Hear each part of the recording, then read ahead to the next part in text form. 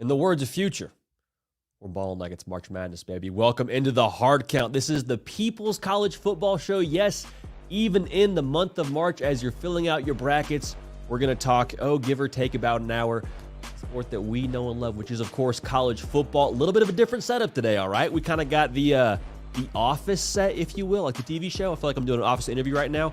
This is, I think, for today, maybe tomorrow while we're doing some work on the studio. But here's the deal. The show has to go on, all right? A lot of other shows would have packed it up and said, hey, construction day, maintenance day, come back another day.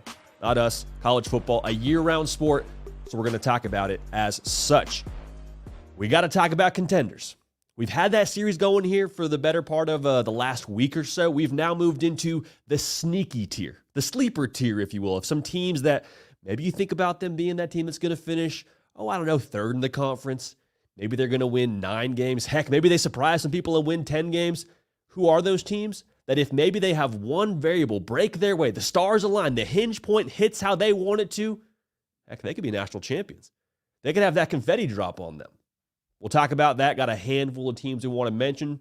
Also, a team that I don't think really qualifies as a sleeper contender for the national championship in 2024. We talked about them as a Tier 2 national title contender. Alabama Crimson Tide into the Kalen DeBoer era. A lot being made about how's he going to be as a recruiter. We had Dr.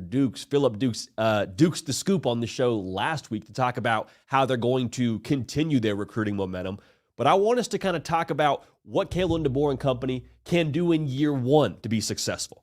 Recruiting is recruiting. It's a year-round thing, 100%. But when it comes to what's going to happen on the field this fall, I think there's a formula that can be executed that Alabama can use to be successful and to ultimately have the success they want to have and they expect to have in Tuscaloosa. And then Matt Rhule, man. We got to talk about Matt Rhule because he just, every time he steps to the mic, we were fortunate enough to have him on this show not that long ago. Every time he steps to the mic, I feel like I, one, learn more about football. Two, I just get some good life insight. And he did not change that rhythm and that routine when he talked about Trev Alberts leaving for Texas A&M, was extremely courteous, was extremely respectful of Trev Alberts, but also made it very clear, hey, listen, I'm all in here at Nebraska. I'm not going anywhere.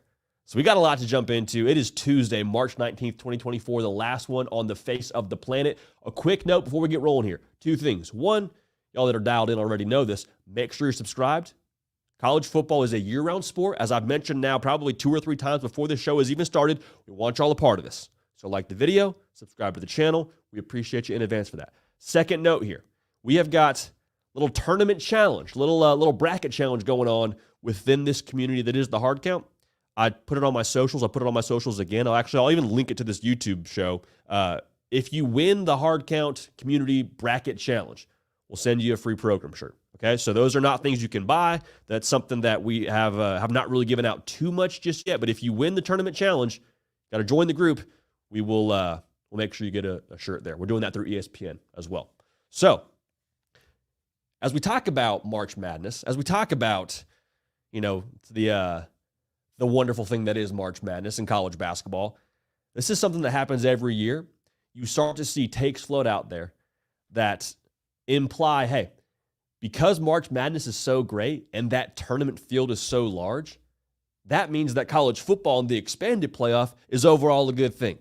Now, the man producing the show, Trey Anthony, and I, we talk about this legitimately probably multiple times a week. So this is something that we, even in this very room, there may not be 100% alignment on.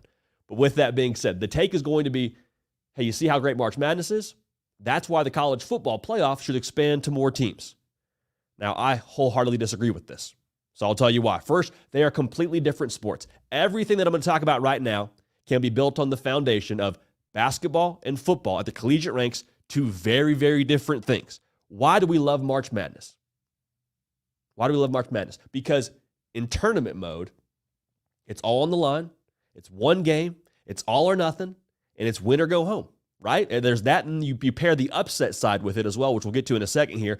But what people love about college basketball is the tournament, right? I mean, that's what makes college basketball so epic is the fact that when you get to March, you fill out your bracket, and Fairleigh Dickinson may go on a run. You may have St. Peter's go on a run. Like the tournament is what draws all the eyeballs. The tournament is what has the cult following, right, when it comes to college basketball. Now, don't get it twisted. There are folks that are dialed in back in the wintertime to their team and their non-conference play, and you see the Mal Invitational, like that's awesome. We appreciate and respect those people.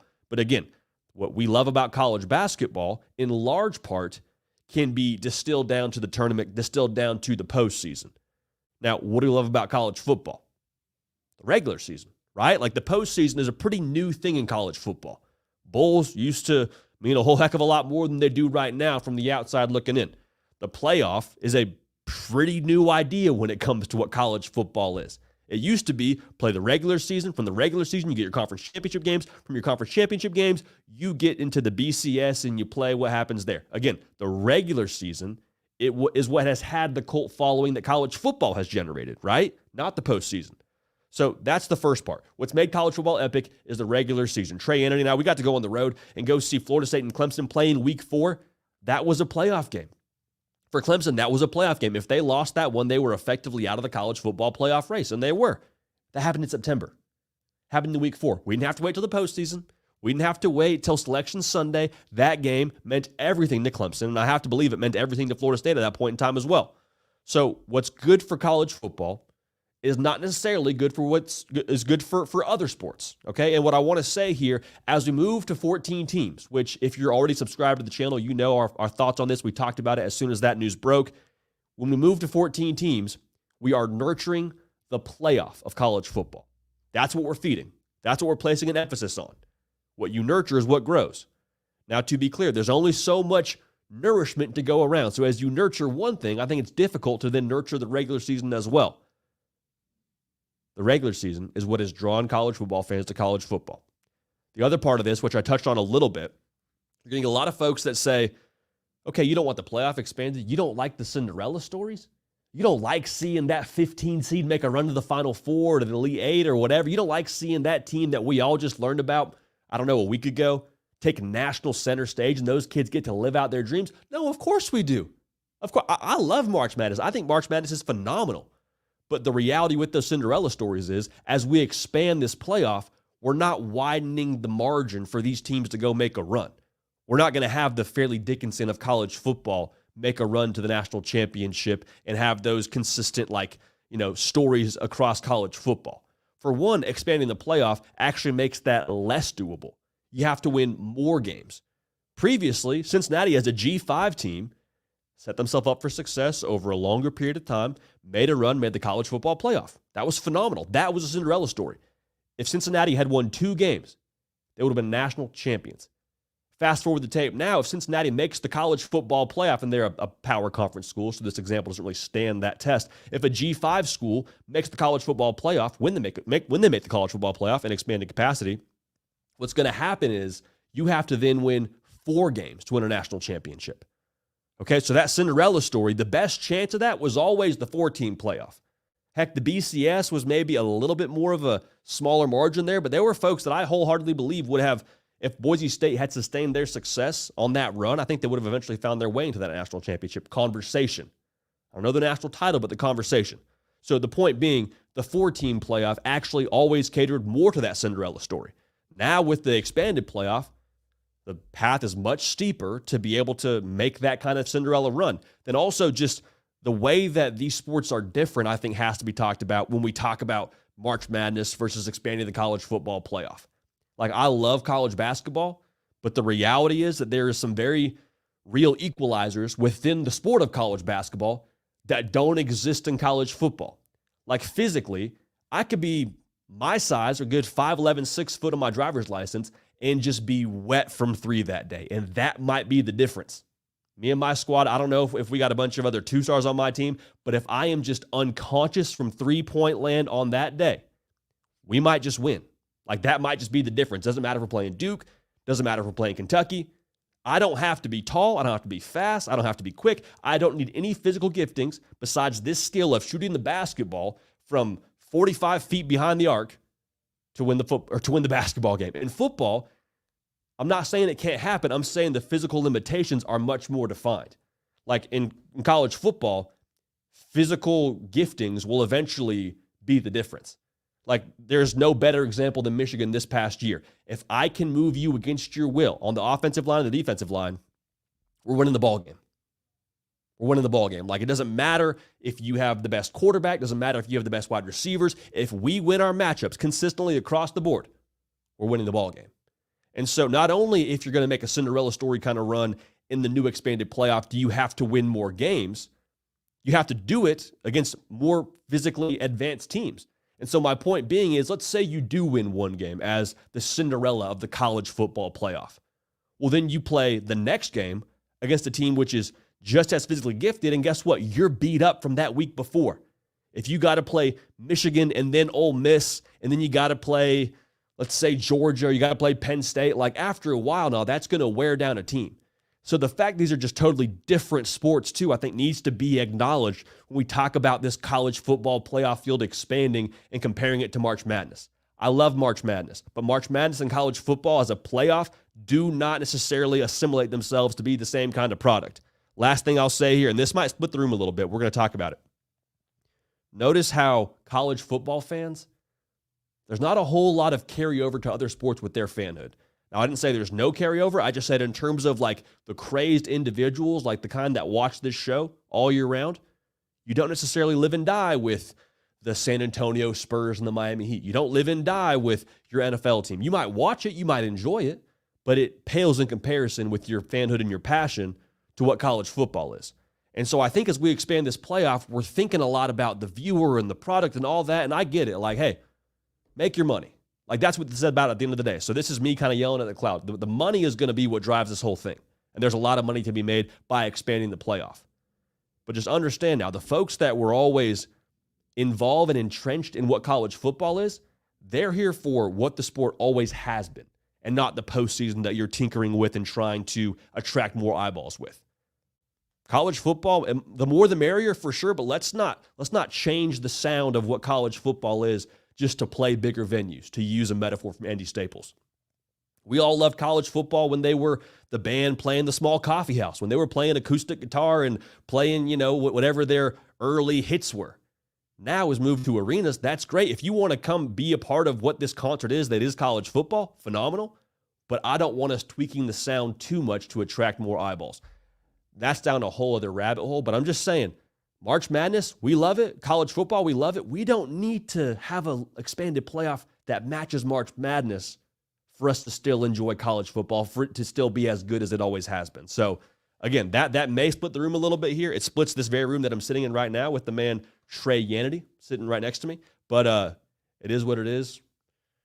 I like the college football playoff. Like I like my parties. Small and intimate. You know what I'm saying? You know what I'm saying, Trey? You hear me? Trey Yannity on the ones and twos. Producing the show here in relief of Nick Brake. Trey, I know that you're on the board today. You're making everything happen here. In a compound complex style of sentence. So that's what? One independent clause and one dependent clause, and also one independent clause. Tell me why I'm wrong with what I just said. Well, we were supposed to do grammar on Wednesday, JD, but thank you for the lesson to start us here, and apologies for not being visually part of the show today. We're moving and reshaping our studio a little bit, so it's probably for the best. You guys can't see me anyways, but JD, I mean, it's maybe it's a new venue, right? Maybe it's a new sound, but I feel like, and I'm not too acquainted with the history of music, but Guns N' Roses, I think, adding a guy like Slash to your band maybe does change the sound a little bit, but guess what? Now all of a sudden you have the greatest guitarist maybe of all time as a part of your team here. The NCAA tournament, March Madness, we talked about it, like you said, a lot. I think it's the greatest event that sports has to offer, not just at the collegiate level. It's awesome. Not at the pro level, internationally, domestically. I think March Madness is as good as it gets. And that's because of the amount of bids that certain schools have to win the championship. Sure. TCU, they don't get to play for a national title. They don't get to even play Michigan in a semifinal game. That's the biggest win they've ever had in their entire school's history. That doesn't happen, JD, if it's 2011. Well, how about a couple years later? That's possible. You know, you have guys like Jameis Winston and other characters that we get to see play for a championship because of 4 teams. Can you imagine if we multiply that by 4? That's pretty much what we have now. We're going to 14. That's a lot. How about if we continue to multiply that a little bit? JD, I know you love all levels of football. How about the FCS? FCS, yeah. I'm not against the way the FCS does things, but yeah, you know what, Trey? This might be one we just have to agree to disagree on, brother. I think so. You know, it just is. So. It just is what it is. My closing thought too, JD, because like you said, physicality is different in the game of football than it is in 100%. Basketball, and at the very end of the day, you're gonna have more physical advantage the later you get into a football tournament. But if that's just going to be the case anyways, why not let these other teams have the opportunity to play for a championship, or have the opportunity to get up for what they would consider the most meaningful game if in the end they're just going to lose anyways. You know what? The thing about this too, I don't see an end in sight to them expanding this playoff. So we may end up getting exactly what a lot of the expansionists would like, which is, of course, 32 and plus when it comes to that playoff field. But regardless, again, we may have to just agree to disagree here, Big Trey. No doubt about it. Have to agree to disagree there. And agree with Desu as well. Big shout out to our guy, Nick. I am filling in for Nick today. Appreciate him giving up a seat. And I hope he's having a great time there in Disney World. Love the kind thoughts for a guy in the comments. See, I still don't know where he is. Like, he might be in California. He might be in Florida. I don't know. But wherever he is, I hope he's having a blast. I hope he's got the Mickey ears on somewhere, and I hope he's just enjoying the heck out of either the wonderful place that is Disneyland or Disney World, as we continue to enjoy this wonderful place that is college football during the month of March. And I want us to move into our next segment, and this is kind of a series we've done here over the course of the last week. Contenders to win the national championship. Gave you my tier 1, had 2 teams in it. Gave you my tier 2, had several more. I want to move into our sneaky tier to win the national championship. Now, this is to kind of give you a lens as to how we put this list together. This is a team that might be somewhere in the 9 to 10 win range, likely in that bronze medal category for their conference, probably about where they're projected to be. But if they have a variable fit together perfectly in 2024, think Michael Penix Jr. in the way that he propelled Washington last season, they could win a national championship. Now, I also want to make sure we say this. This list is not all-encompassing. If we went through every single sneaky national champion, we'd probably be here for the better part of a couple of hours, which we'd be happy to do, but I don't know that that would do tremendously well when it comes to the content we're putting out. Regardless, though, let's jump right into it, man. Ole Miss. Ole Miss is a team that I was extremely close to putting into the tier 2 category for us when it comes to national championship contenders. The thing with Ole Miss, man, they're going to have a college football playoff caliber offense. Period. Mic drop. The end. They bring back 80% of production from the last year's squad offensively that scored over 30 points a game. Oh, by the way, you sprinkle in a little Juice Wells from South Carolina. You know what he is in the SEC. Jackson Dart, the step he took from year 1 to year 2 in that RPO scheme. The step he could take from year 2 to year 3. Trey Harris, he's back. He's a big-time wide receiver. All these pieces for Charlie Weiss and Lane Kiffin offensively, they're right there. They're right there to do some really good things. They have that on the offensive side of the ball. Make no mistake about it. The major hinge for them that could take them from 9, 10 wins into that SEC champion, and then who knows where they are in the college football playoff category, is the way that those new acquisitions on defense fit. Do they sizzle? Do they pop? And when I say sizzle, I mean like sizzle would be you just increase the level of play, right? Like they allowed somewhere in the range of 25 points a game, did Ole Miss's defense last year. Not bad.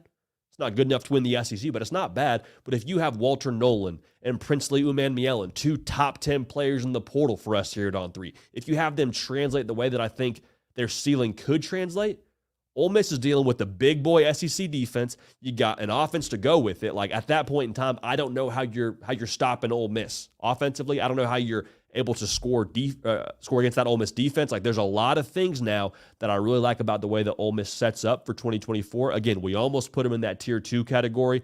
Tier 3, they'll feel very comfortable putting them at the top of that tier 3 for sneaky national title contenders. Speaking of sneaky contenders in the SEC, let's make our way out to Knoxville. Josh Heupel, man, say what you want about what they didn't do this past season. They still scored over 30 points a game offensively with a quarterback that I think was good, maybe not great, with Joe Milton. And that's not to dunk on Joe Milton. Like you just came off of a year in 2022 where you scored over 40 points a game and had a dude who really should have been a Heisman finalist in Hendon Hooker. I digress. The bottom line here is when it comes to their hinge point, if Nico Iamaleava is as advertised for them from day one, who's stopping Tennessee? because we've seen how this offense is supposed to run. We've seen what it can look like with the right guy pulling the trigger back there for them at quarterback. Hendon Hooker, again, had them scoring over 40 a game. The reason why they weren't able to accomplish what they wanted to accomplish in 2022, one, the defense had some real issues. It's pretty straightforward. The second part of this, too, Hendon Hooker got hurt. Now, let's widen the lens here a little bit. If you put that 2022 team with Hendon Hooker playing quarterback and an offense operating at that level in a 12-team playoff, who wants to see a Tennessee offense operating like that? That's what I think Nico could bring to the table with this Tennessee team in 2024. Because to be real, man, we've said it a couple times, I don't see a ton of physical limitations to what he does. Like, he can spray the football around the field.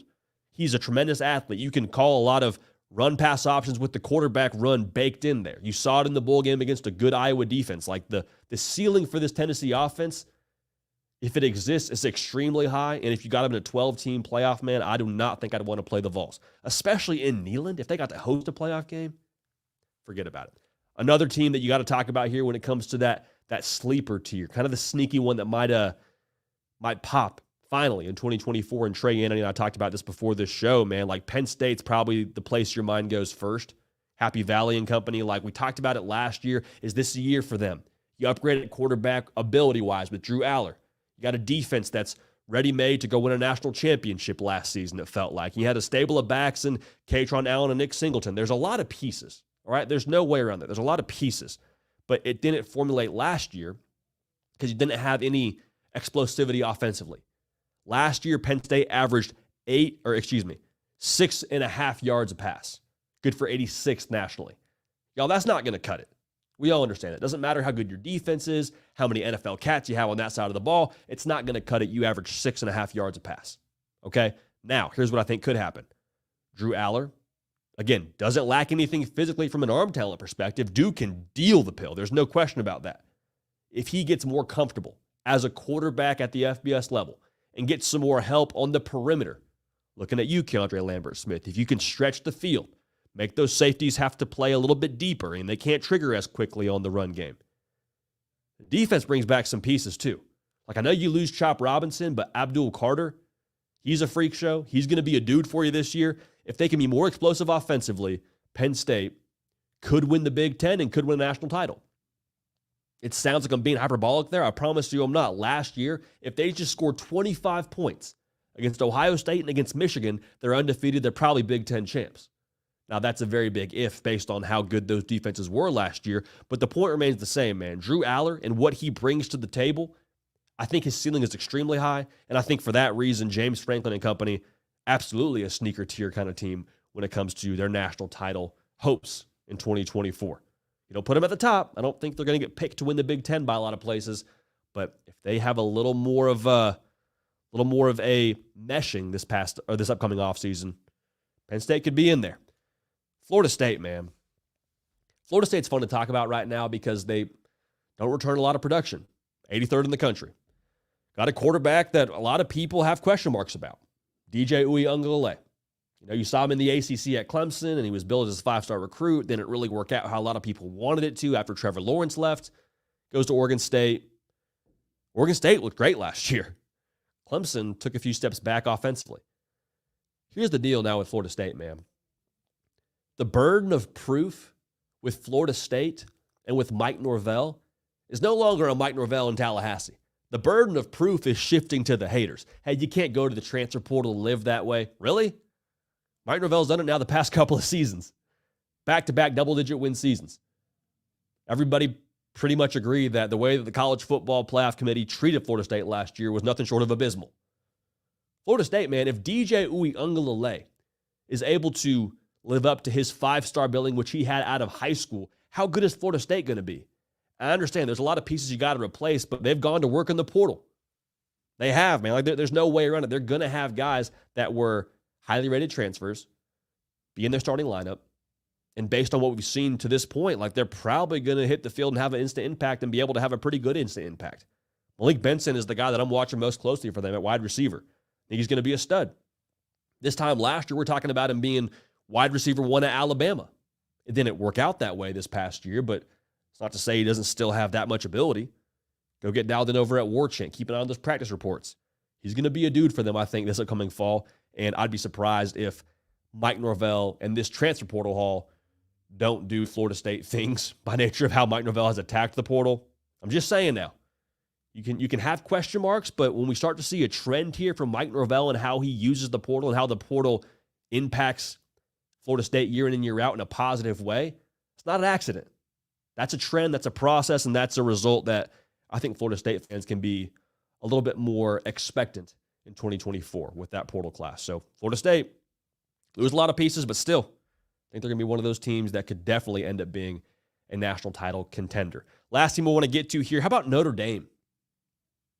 How about Notre Dame, man? And I know some of y'all just chuckled when we said that, but here's the deal, man. Riley Leonard, he is being billed as a top NFL prospect for a reason. Heck, when we started the year, he was a top 5 quarterback for a lot of people's money. He ended up getting hurt.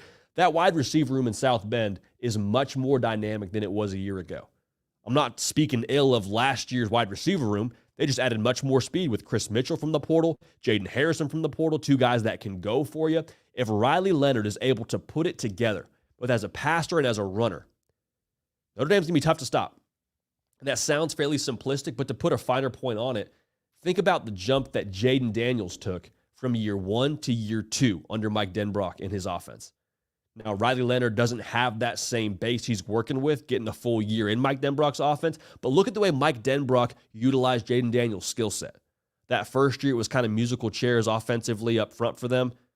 I think Notre Dame is in a much better spot overall offensively than where Jaden Daniels was his first year in Baton Rouge. I think the skill set of Riley Leonard is just teeming with potential. And then defensively, they got some really key pieces, man. Benjamin Morrison, Xavier Watts. You lose some other key pieces to the draft, but really, I think in their secondary, they're going to be able to hang with just about anybody.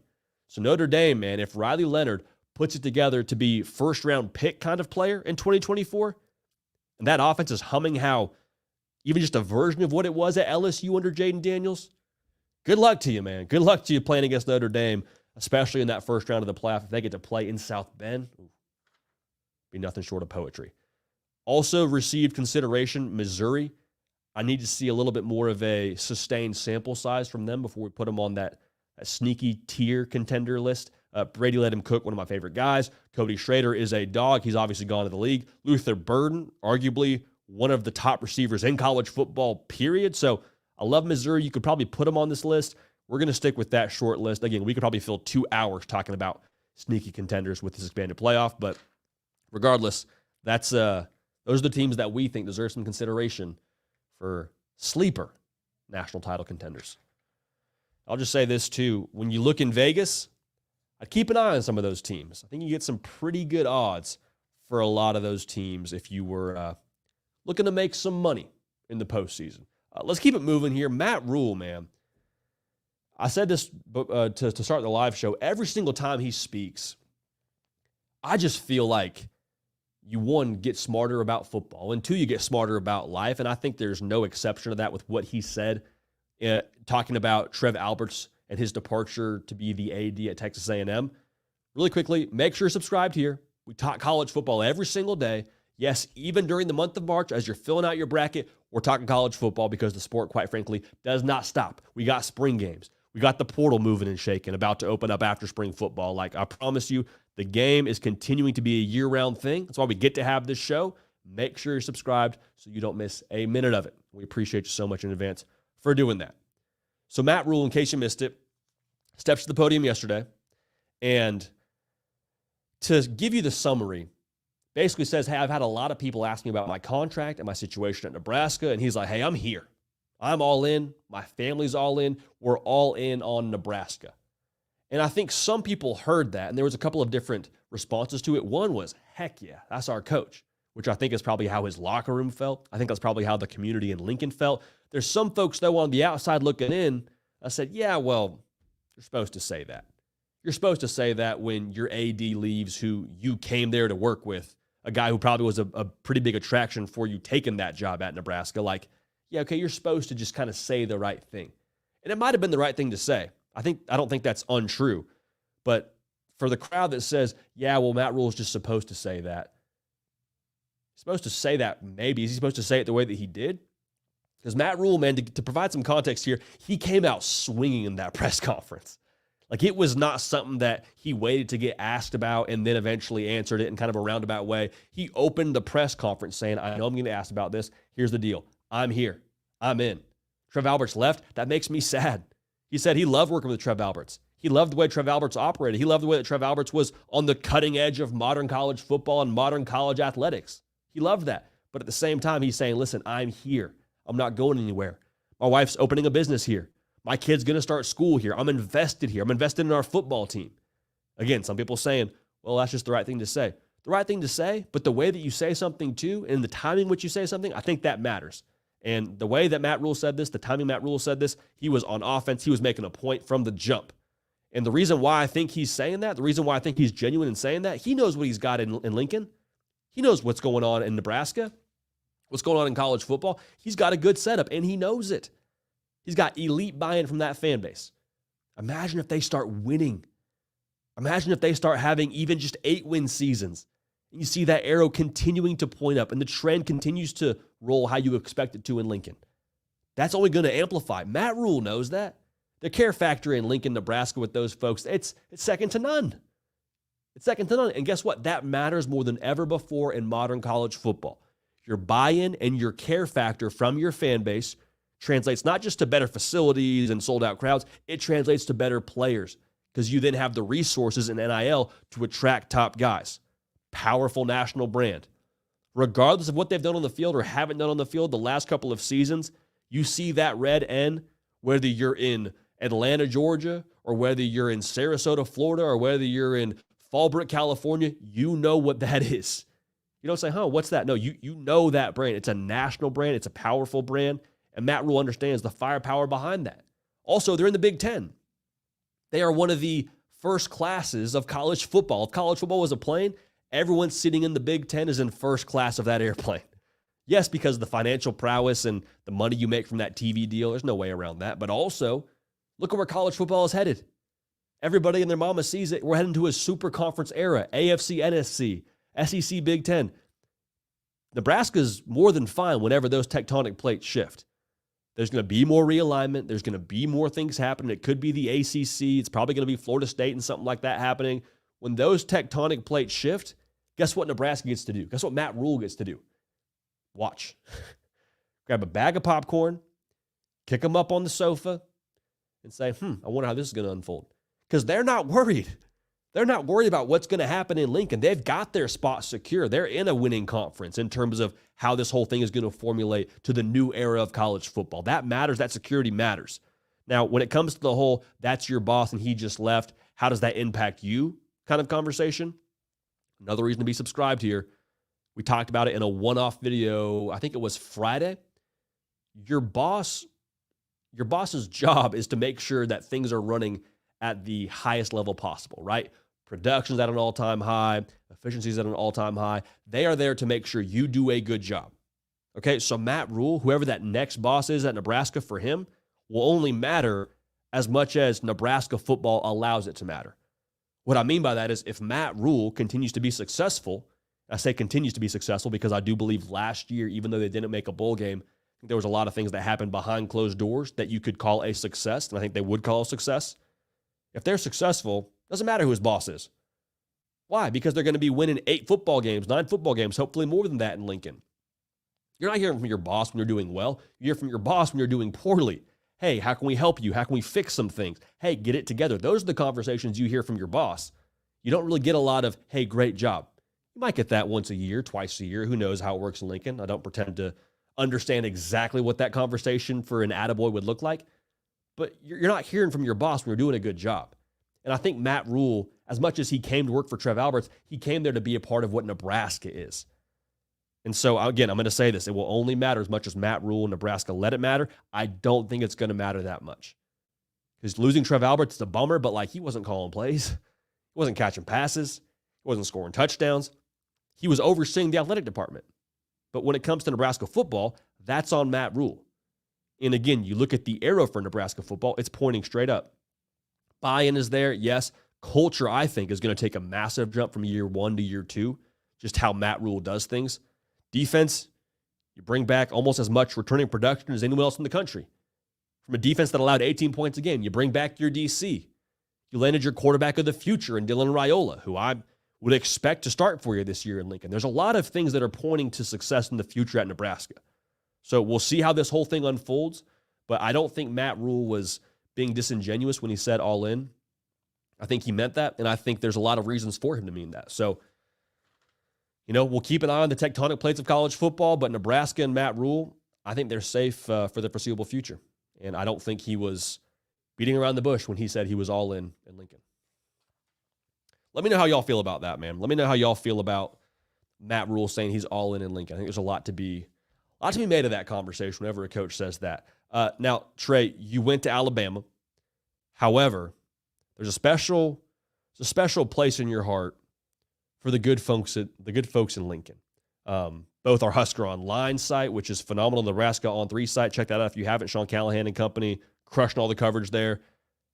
Your overall reaction hearing Matt Rhule say, hey, listen, I'm all in. I'm all in here. Well, my love for Nebraska stems from a few things, one of which the Runzeburger, for my folks out there that know about it, that have had the opportunity to enjoy it. What an establishment. That alone got me interested. Okay. But, like you said, when you talk to our folks there at Husker Online, Sean Callahan, Steven Sipple. Oh, salt of the earth. The absolute best coverage, but you understand how much this means to the community. And we talked about it a little bit before the show, JD. I think this means a lot to Matt Rhule. Yeah. I don't think, like you said, he's not just going up there and saying that because he has to. He's saying that because he believes it. I think there's a certain fit for every coach. Some coaches, maybe you could make it work in a few more places than not Lincoln Riley. He coached at Oklahoma. He coached at USC. I think both could work for him. For Matt Rhule, I think that a school like Baylor, a school like Nebraska, these are some of the few schools that truly fit his identity as a head coach. I think the college level, as we might have found out, is a little bit more perfect for a guy like Matt Rhule. But I think this community in general, I think they're perfect for each other, JD. And I think that's, if you're a Nebraska fan, we joke around here a lot. And shoot, man, I am a supporter if nothing else. But I think if you're entrenched in this program, you have to feel confident. Because I think getting Matt Rhule to be the head coach in general, I thought that was a huge win. I didn't think that was something they could pull off. But, once that was announced, you just felt like that was the perfect fit. And hearing stuff like this, I don't think comes as a surprise because of how perfect, this seems to be, JD. And we talked about it too, Trey. Like, this was not a job that he was in somehow a position of need to take. Like, he was getting paid by the Panthers. He's got a family. He's got kids. He could have kicked it up in Charlotte for a little bit longer and enjoyed, the fruits of his labor as a coach from both the professional level, from the collegiate level. Like, he did not need to jump back into the coaching world. So the fact that he did for this Nebraska job, I think it just further emboldens his stance on hey, I'm here. I'm not going anywhere. I love Trev Alberts. We got to have a doer as our next AD here. Don't get it twisted, which is something he said during that press conference. But he's not going anywhere. He's not. It might, give us reason to combine a few segments today. How about Nebraska as a sneaky contender, perhaps, in 2024? Hey, there's several variables that would have to come together. I'd love to see them make a bowl game. I'd love to see them make a bowl game. It's a fair goal. And we'll circle back to it here in the future. How's that sound? I think that's great. But I love it. Love to see it. And a big shout out to Fallbrook, California, too. I love that we're showing love to everybody there. Yeah, small rural town, San Diego County, I think it is. Good folks. Avocado capital of the world, Fallbrook, California. Or it was, at least. I don't know if it still is, but it was. Let's move on, Trey, to a place that I think a lot of folks would probably refer to as what was previously the college football unofficial capital when Nick Saban was running the show there, and we'll get some pushback on that. That's fine. Alabama, moving out of the Nick Saban era into the Kalen DeBoer era, and there's a lot of question marks about how he's going to be successful there long term. A lot of folks looking over the mountain and saying, okay, what do the next 3 years look like for him? His contract details came out. Surprise, surprise. He's getting paid, is Kalen DeBoer, as he should, given his resume and given the fact that this job is as high profile as it is. But let's just kind of take a look at the present moment, because we try to be in the moment here. I mean, we try and value where our feet are. And what does it take for Alabama and Kalen DeBoer to win in year one? I think there's a couple of factors to that. Make sure you subscribe. Quick shout out to y'all. We appreciate y'all being dialed in, Alabama fans and everyone alike. Year-round deal here. You can tell we're talking about it year-round with the tongue twisters. Year-round deal. Make sure you subscribe. We appreciate you for that. Okay. So here's the formula, if you will. We had Dr. Dukes, Philip Dukes, aka Dukes the Scoop, on this show last week, kind of giving his prescription for Alabama football to be successful on the recruiting trail. We're going to kind of walk that through prescription-wise for what it takes for success in year one. And the first part of this prescription is do things your way if you're Kalen DeBoer. Tell you what, they're already on top of that. Like the media access used to be somewhere around 10 minutes for the good folks in Tuscaloosa for the local media. It's gone to like 30 minutes. They're playing music at practice. Previously, there was no music at practice. Do things your own way if you're Kalen DeBoer. He's already on that. And the thing I want to stress here is that's going to rub some folks a little bit of the wrong way because you see Kalen DeBoer do something different than what Nick Saban did, and the immediate reaction will be, whoa, is that allowed? Is that going to equate to the results that Nick Saban got? Because Nick Saban, man, like, hey, greatest of all time, won a lot of national championships here in Tuscaloosa, and he didn't play music at practice. You didn't hire Kalen DeBoer to be a Nick Saban impersonator. You brought him to Alabama because he's 104-12 as a head coach. He's got a winning track record pretty much everywhere he's been. He did phenomenal things at Washington, phenomenal things at Fresno State. He won at the NAIA level. He knows how to coach ball. Now, will he be successful at Alabama? Remains to be seen, but I wouldn't question the methods of Kalen DeBoer. Let Kalen DeBoer be Kalen DeBoer if you're an Alabama fan. And so I'm encouraged already seeing the fact that he's taken Alabama into a new era with how he's running the show. He's not tippy-toeing around the way they used to do things and saying, okay, is this all right that we're playing music? Is this all right we got this kind of media access? We have tentative plans to get to Tuscaloosa, so another reason to be subscribed here. Hopefully we get to talk to Kalen DeBoer about all that, but the bottom line here is let Kalen DeBoer be Kalen DeBoer. That's phenomenal. He's already doing that. That's step one. The other part of this, this might be up there with the most important things to be successful in year one. There's a lot you have to do with adapting to your personnel offensively. Kalen DeBoer, you lose Ryan Grubbs. There's no way around that. That's a Ryan Grubbs. Ryan Grubb, not to be confused with Urban Meyer. The bottom line here is adapt to your personnel offensively. Even though Ryan Grubb has gone to the league, it's still a Kalen DeBoer offense. And there is no personnel that is more crucial to adapt to within your offense than your quarterback in Jalen Milroe. And I think Jalen Milroe, we've said it on this show a couple of times, I think he's your best option at quarterback. Is he your best option for this offense? Remains to be seen. I fully expect him to be the starter for Alabama throughout the course of the season. But when you look at the way that Jalen Milroe plays the position, and the way that Alabama has asked him to play the position, it's very different than what Kalen DeBoer has cooked with in the past.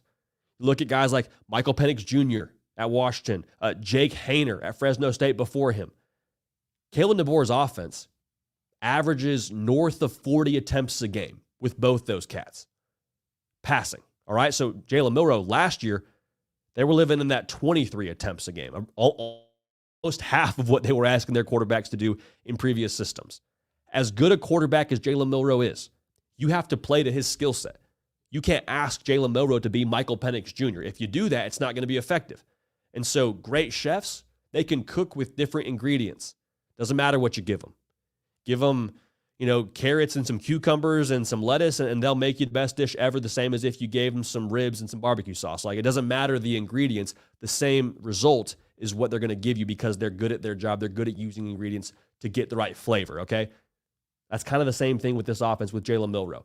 Can Kalen DeBoer adapt to his skill set, adapt this offense to his skill set to get the most out of him? All right. Now, the other part of this, which is, again, up there with most important, along with Jalen Milroe, you got to sustain the formula defensively for what it takes to win in the SEC.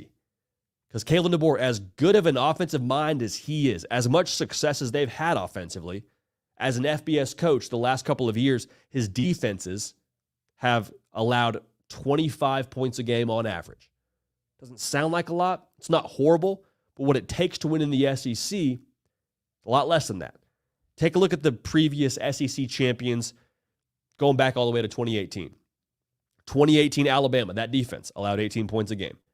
LSU in 2019, the team that was known for having one of the lesser defenses because how much they scored offensively with Joe Burrow and Jamar Chase, they allowed 22 points a game. Still less than that 25 points a game number. Bama in 2020, 19 points a game. In 21, 20 points a game from Bama. Georgia in 2022 allowed 14 points a game. Like, you see where I'm going with this. There has to be a distinct edge on defense to win the SEC. And that's not so much a thing where Kalen DeBoer has to like adapt himself so much as it is you have to make sure you made that right hire with Kane Womack. Now, that's not me making a definitive statement on who they hired. I'm just saying that's where the brunt of this responsibility is going to fall for them to be successful. Kalen DeBoer's defenses historically have not been up to par for what it takes to win in the SEC. Now, here's what I love about Kane Womack, man. He's going to let his defense play aggressive, be free-flowing, play instinctual. That's kind of the themes we're getting right now out of the early returns from Alabama's defense this spring, and that's phenomenal. But the key point for them this fall, for them to be successful defensively, to be able to be in that 22 or less points a game allowed to win the SEC, is how quickly his personnel gets comfortable playing in that scheme. Because when you're aggressive and when you play instinctually defensively, that's phenomenal. But if you're too aggressive, it leaves you open to busted coverages, to missed assignments, to big plays for an offense. You're not going to allow several big plays a game and win the SEC. It just doesn't happen. It's not going to mix that way, okay? So how comfortable they can get in this defense, I think, will be correlated to Kane Womack and how they're able to teach it and get their guys in position to feel like it's second nature within that scheme. Sounds simplistic, but I think that's going to be a major, major hinge point for them to win how they want to win in 2024. So I love the way that he's already making it his own team. It's a new Alabama. It's a new era, new chapter. That is very, very clear by how they're running practice, by how we're getting access to Alabama for the first time in almost 2 decades. Like, that's very obvious. Offensively, though, you're not dealing with Michael Penix Jr. You're not going to throw it 40 times a game and have success the way that you've had success previously. You got to lean into the ingredients you have and still be able to cook the meal that you've made over the course of your head coaching career at different spots. Kane Womack, the work is cut out defensively. The standard is pretty clear for what it takes to win in the SEC by nature of all those champions I just laid out over the course of the last 5+ years. It's got to be less than 22 points a game. Kalen DeBoer's defenses have allowed 25 points a game the last 4 years or so combined. But with that being the case, if they can teach it effectively, make them comfortable, they got some personnel now. I understand that the returning production isn't as high as you would like it to be in Tuscaloosa, but Nick Saban, man, he did not leave that cupboard empty. A lot of dudes with a lot of stars next to their name that maybe haven't touched grass the same way that previous guys have. Not as proven a production, but still a lot of good players on that defense and a lot of opportunity for the folks in Tuscaloosa. So Trey, we're getting some questions here in just a minute, man. But your overall, so this is just the Trey Hannity show, to be honest. Like, this is the Trey Hannity show because we got Nebraska in one segment. Follow that segment with a conversation around your alma mater with your new head ball coach. Overall thoughts on Kalen DeBoer and what it's going to take in year one. Yeah, this is too kind, JD, just catering the show to my college football interests today. I love it. You know, this is something that was going to happen, I think, within this year or within the next 5 years. Nick Saban retiring, somebody else coming in and taking over. And, you know, from the jump, I thought that a guy like Kalen DeBoer was always going to be the hire. Somebody that's serious, somebody that's, you know, professional in every sense of the word, that could kind of come in and, in a sense, pick up where this team left off. That being said, I didn't think we'd see many differences in spring ball. It's funny, our Bama Online site covering practice, one of our great journalists down there, Ellis Huey, helping us out shooting practice for the first time. We're kind of walking him through, hey, you know, go here, be sure to get this group here, laying it out based off of what we thought, you know, because of what Nick Saban did with his practices.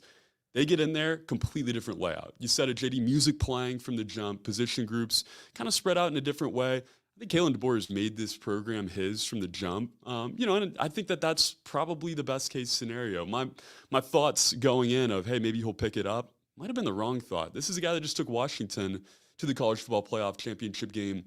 This is a guy that's won everywhere, doing it his way. So I think seeing him continue to do it his way at Alabama is only a good thing.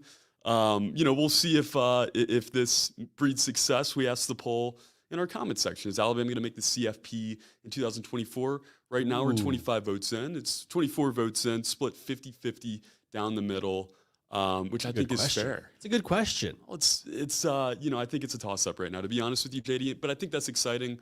Talking about Nebraska fans a second ago, why they need to be excited. I think Alabama fans need to be excited for a different reason. That's because this is, you know, a new feeling of potential winning versus being that dynasty. This is maybe a more humble approach for Alabama.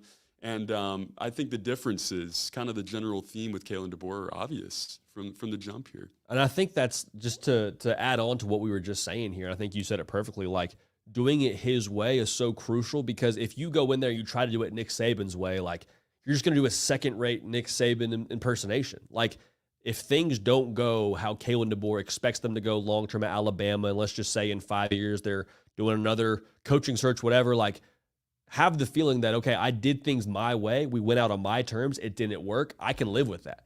What I can't live with is I tried to do it how the other guy did it, tried to follow his blueprint, which I knew wasn't my blueprint that made me successful, that got me this job. Like, I think DKR said it, man, the late head coach at Texas, dance with the one that brung you. And Kalen DeBoer has been dancing for a long time now with a lot of success with the same partner and his same way of doing things, man. Like, keep dancing if you're Kalen DeBoer and have no regrets when it comes to that next evolution of what Alabama football is going to be here. So good stuff, Big Trey. Good stuff, man. What we got from the good folks in the chat, man? Yeah, we need some more questions here, so get them in, everybody, please. Seen a fun back and forth throughout the day, talking about Texas, some good Bama records in here. Let's start with a little bit of Texas talk. And guys, again, please get your questions in here for JD. We will get to as many as we can today. But, Texas with a massive early season game at Michigan. Your first take there, JD. I know we're going to get into matchups explicitly throughout the summer as we get closer to the season, but I know we have some good Texas fans in here today. So just kind of your first take on that game. That might have to be a never too early here too. We did a never too early on Florida and Miami, giving like a very quick preview of that game and some matchups we're watching. Trey, we talked about it. Like, there's a lot of unknowns for Michigan.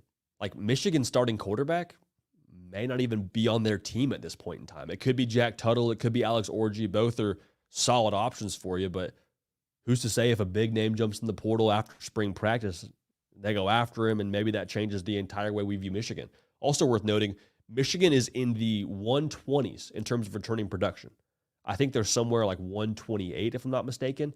A lot of key pieces back. Kenneth Grant's a stud. Mason Graham's a stud on the defensive line. Colston Loveland, like, all these names. It's a lot to replace. So with that being said, right now, I probably know more about Texas, so we might lean Texas as it stands right now. Obviously reserving our right to change. That one being in Ann Arbor, too, makes it a bit confusing. Like, that same deal with like Miami and Florida early in the year, kind of sprinkles in like a what the heck is going to happen factor to this whole game. That's going to be a lot of fun. Hopefully we're at that one, Trey. That's going to be blockbuster. Also, little fun subplot here. I believe that was the game that was the catalyst to Texas and Oklahoma leaving for the SEC early. They kind of moved some pieces around. I think Fox has that game now. Bottom line, a lot of ramifications from that game, not all of which being on the field. Yeah, and shout out to everybody behind the scenes that made that happen, because this is going to be an absolute movie of a game, and it's set up for incredible matchups throughout the season. That kind of the first one I think you circle there, though. That question from JB, thank you to JB for getting in there. Good stuff. How about Big Joe Walsh, 65? Your thoughts on the Iowa coaching situation? Let's expand it to coordinators as well. With some drama last year. Fun drama, I guess, but your thoughts on the Hawkeyes staff? Bringing back Cade McNamara, who I believe is back for another year. Shouts Cade McNamara. I don't want to make it overly simplistic, but like, their defense every single year is exceptional. Every single year it's exceptional. And like, the question is, can you be creative enough offensively and find a way to manufacture some points? The other part of this too, the losing divisions part of the Big Ten.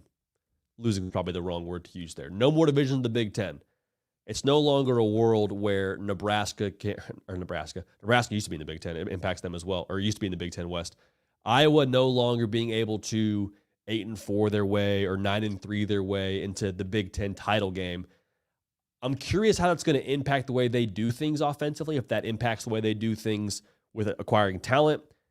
Just a question. I don't know that there's any answer there, but I'm just curious to see how that impacts their offseason here in the next couple of seasons with that landscape changing in the Big Ten. So a lot of question marks. Your questions are my questions when it comes to Iowa. They can find a way to score like 28 a game, 30 a game. Like, who knows how good they could be. Yeah, no doubt. I was hoping we'd get our guy to I think it was a 25 a game point Drive total. to 25, man. Golly. Fun to watch, though. Fun to follow. Tough deal. We had a comment just a minute ago. I'm slipping on the username here. I'll get it for us. But Notre Dame's win total in 2024, JD, where are you at with the Fighting Irish right now? I know they're one of your sleepy contenders. Yeah, one of the sleepers. I'm going to pull up their schedule right here while I'm talking this through. Knee-jerk reaction, 9-3 feels like the floor. Now, that's not to say they couldn't slip and have a game that comes out of nowhere. Like last year, I don't think anybody had them pegged preseason at least to lose to Louisville. Open at A&M. That's going to be a massive tone setter for both sides. You got Riley Leonard from Duke, Mike Elko from Duke on different sidelines. Have to imagine some healthy storylines baked in there. Outside of that, you got Louisville, and you have Florida State, and you have USC. So I think it's fair to expect them to not drop all four of those. I would be surprised if that were the case. I think winning one of those is your worst case scenario. I mean, I think if you can win 10 games this year for Notre Dame, I think that's more than fine. And I also would be curious to see how that impacts their college football playoff aspirations, because 10-2 in the Big Ten, 10-2 in the SEC, that gets you in. You're in the dance at that point. If you're 10-2 with no conference title game, you go to the eye test. Do you go to the hot hand factor of how we've seen the college football committee value recency bias? Like, I'd be curious how they would look getting into the college football playoff with 10-2, but I think 10-2 is very attainable at this point. I agree. And it's going to be a fun team. I mean, the ceiling is certainly there. That question from T-Smith0323. Thank you for the question. And guys, keep getting them in here. We'll get to as many as we can. Matthew Armstrong. Hashtag Ask JD. It's coming back, JD. Do you think the playoffs will expand to 16 teams or even further to 20 or more? And if it does, do you think it damages the sport? That second part of the question is really the intriguing part. When it comes to the first part, will it go to 16 teams or more?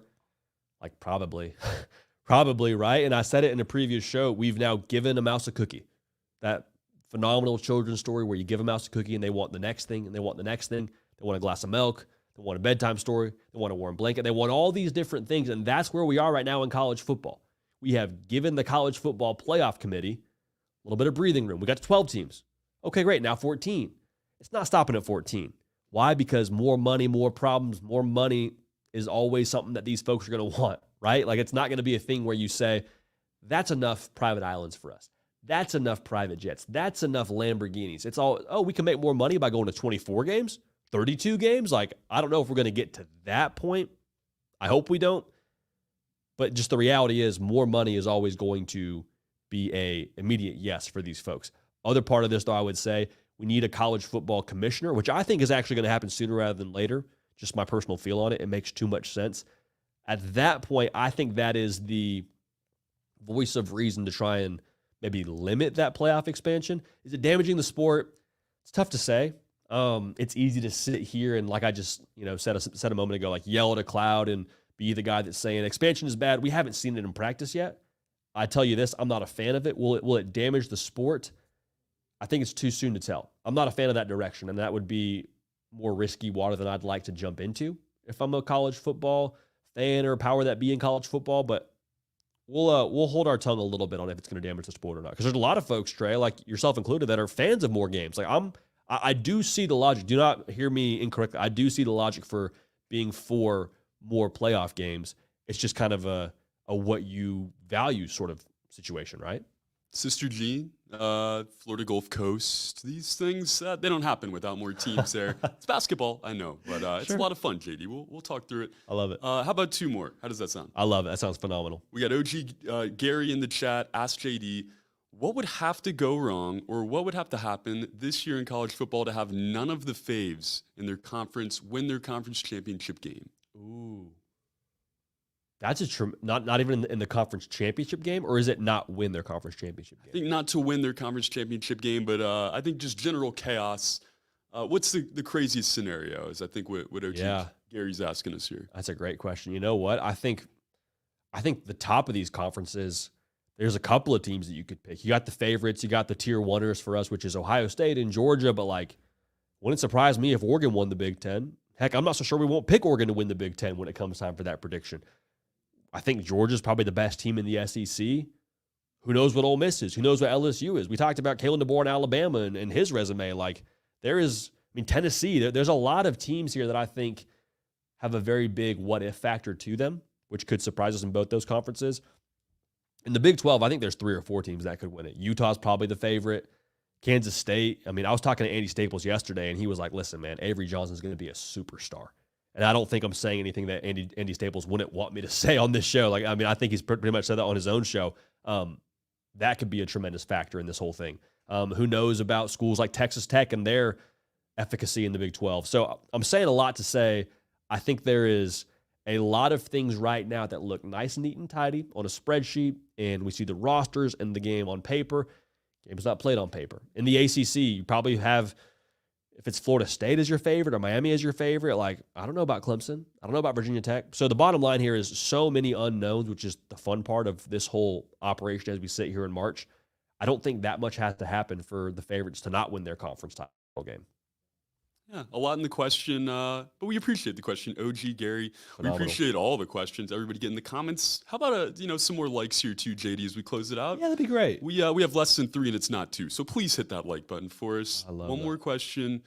Big Joe Walsh, 65 again here. What is, in your opinion, the best stadium atmosphere in college football? Ooh, okay. So I'm gonna give my answer. I want to hear your answer because Trey, you went to 10 games, 12 games. How many did you hit this year? Oh, we had a fortunate slate. I think it ended up being 10. Double I digits. think we got to the double-digit mark. Double-digit club. So to give you some backstory here, Trey Annity and I, whenever we were on the road at a game, we would travel together. We went to places like Columbus, Ohio. We got out to Clemson. Clemson, man, for a day game was sensational. Probably had a lot to do with who they were playing too, because everyone there kept saying, hey, come back for a night game, come back for a night game. And I was like, okay, sounds great. But then we got to that actual game at a noon kick, and it was phenomenal. It was pandemonium. It's tough to sit here right now, Trey, in that environment we got with the blackout jerseys, with a night kick, with a tremendous opponent that they wanted to get back at Tennessee, where South Carolina kind of spoiled their college football playoff hopes a year before. Man, Neyland had a ton of hype coming into it, did not disappoint. I'd put that up there electricity-wise, like in terms of energy to start the game. I'd put it up there with Ohio State, Michigan.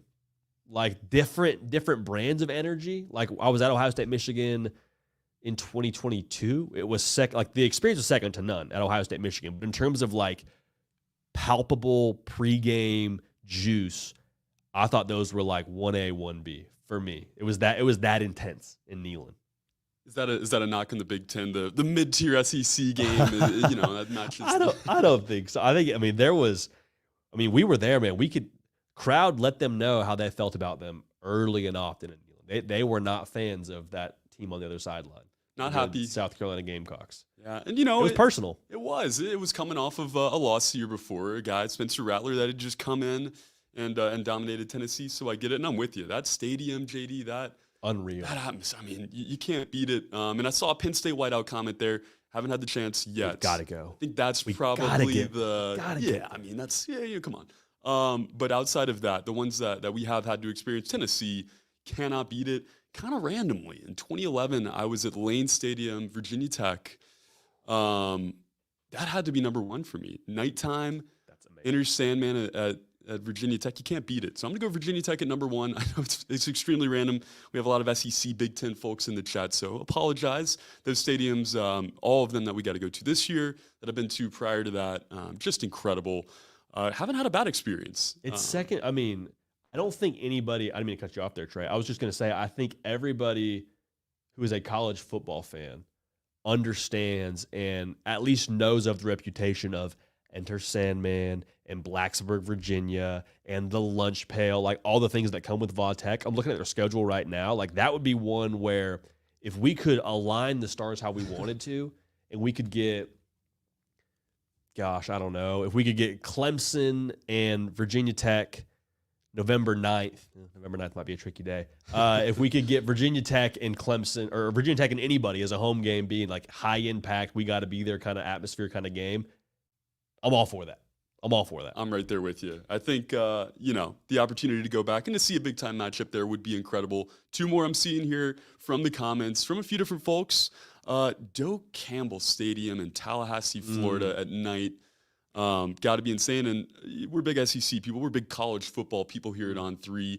Got to admit, though, JD, never been to Baton Rouge. Never been to Baton Rouge in general, but I think that's probably also going to get the most buzz when you talk about stadiums. Gotta be. Like, that's the thing. The question is where we have been. We have not been to a lot of places that I think would make the power rankings. Like Baton Rouge, you always hear about. Kyle Field, you hear about. Haven't been to Norman. Haven't been to Austin. Want to. Have tremendous aspirations to get out there. Hasn't happened yet. Memorial Stadium with Nebraska. Like, oh man, there's a lot of desire to get some of these places. But from our small sample size from last year, in some great places, man. Hopefully some more on the horizon here. Yeah, no doubt. And, appreciate everybody. We talked about it a little bit when we were making our tour in the fall, but everybody that comes up, knows about the program that, shares some love. It's awesome because I think, oh, yeah, there's there's hard count fans all across the country. So it's just great getting to meet and, see so many of them. You're the man, Trey. You're the man. And you documented all of it. A lot of the in-house B-roll we have, courtesy of Trey Yanity saying, hey, you're not going to a game this weekend, JD, but I'm going to get out there. I'm going to go to it. I'm going to make it happen. So big shouts to Trey. Hey, big shouts to y'all for tuning in. We're back on the air tomorrow. Might be in the office setup like you're seeing right now. If you're on podcast, don't worry about it. But if you are watching on YouTube, you might see this again tomorrow or you might see us in the studio. Regardless, though, man, make sure you're subscribed. College football year-round. I'm going to link the bracket challenge in this video. I'll also put it on my socials. Hey, we love y'all, man. We appreciate y'all. College football, a year-round thing that we get to do together on this show. We appreciate y'all being a part of it. We're going to keep this party rolling. We'll see y'all next time.